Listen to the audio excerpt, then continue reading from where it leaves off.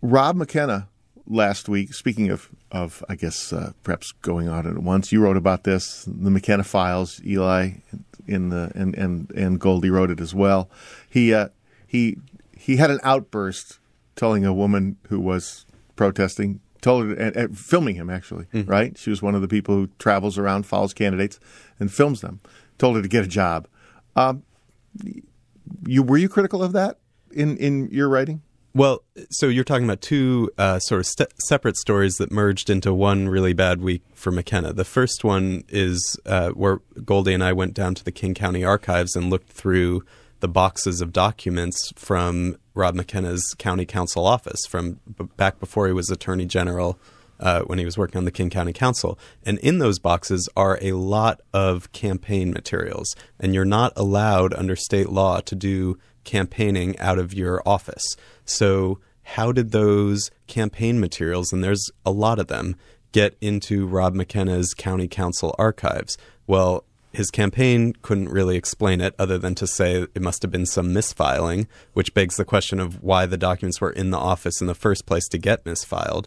And it just points toward, well, it sort of begins to call into question the sort of squeaky clean, good government image that McKenna has cultivated. It really looks like, and these documents strongly suggest, that campaign activity was going on in his county council office when that's flatly prohibited by state law. And by the way, while other people were around the same time getting in trouble for that. Larry Phillips, a Democrat on the county council, got knocked for someone on his staff using a fax machine at the county just to, I think, send in his PDC report, his public disclosure report. And up in Snohomish County, Aaron Reardon, who's in a lot of trouble right now, is partly in trouble over misuse of his office for campaign purposes, aside from all the other things. So that's one. Two was, I think, the day after this story came out, or maybe the same day, or maybe the day before. Anyway, at the beginning of the week. Sorry, it's been a bit of a blurry week. What day is today? Today is Friday. I know that for sure.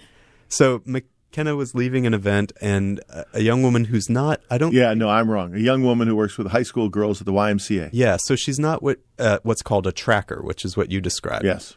But she is part of what is standard and fair game in politics. I mean, she is kind of an interested party here who's well within her right to come up to a candidate and ask him about an issue that he hasn't answered a question on. She was asking about his stance on the Reproductive Parity Act. But stepping back for a moment, all candidates for office, including Jay Inslee, who, when I was on the trail, I saw this happening to him. All candidates for office deal with trackers from the opposite party who are trying to get you riled up, are trying to catch you on tape saying something unfortunate, trying to get you to lose your cool. And McKenna should know this. I mean, he does know this because he's been tracked for quite a while, and he should know that he shouldn't lose his cool, especially when someone's recording. So in addition to being incredibly rude and incredibly wrong-headed, this woman was well within her rights to ask him about his stance on an important state issue, and he should have answered her if he's running for governor. Aside from all of that, it was a kind of novice political move. I mean, just a dumb thing to do, and a sign of him losing it on camera and on tape. Can I just point out that there's a theme to this whole discussion here this morning? Surveillance. And it's everybody's filming everything. And so there is this sort of requirement, police, politics, wherever you want to go, where be on your best behavior because somebody has an iPhone or a camera or something. I mean, it's just throughout what we talk about and what we know about. And then I'll just add, I guess, when I did see the clip and I thought it was kind of out of character. I have a couple comments. One is that as far as the McKenna thing goes with the young woman, it was just a dreadful moment for him. I mean, you sort of barking at this young gal get a job in the middle of a great recession. I mean, it's just obnoxious. And he clearly, was having a kind of, kick the cat moment or something. I don't know what was going on with him, but it certainly doesn't reflect well on him because he has an image that's very opposite of that. Exactly. So it runs counter to most people's experience of him and whatnot. So, is he feeling campaign pressures or whatever? I think Eli and Goldie did a great job in going down and looking through the packed boxes. And I would urge them. I think the story is probably bigger than McKenna. It's certainly from the political standpoint, it begins to advance the meme of, is McKenna the guy you think you know? That is the question that is going to be asked over and over. Is this the guy you think you know? He's moderate. No, he's not. He's clean guy. No. That kind of thing is going to be a tactic that will come up. The larger story is the how much campaigning goes on at the county and how much is simply accepted as part of the system. That, in Olympia, it was standard practice for both Republicans and Democrats to use caucus staffers to do campaign work. Everybody knew it was illegal. Everybody looked the other way, including reporters, because it was just the way things were done. And then there was a reporter for the Daily Olympian back in the 90s who wrote about it. And and it was one of those things where no one who was in that system was shocked.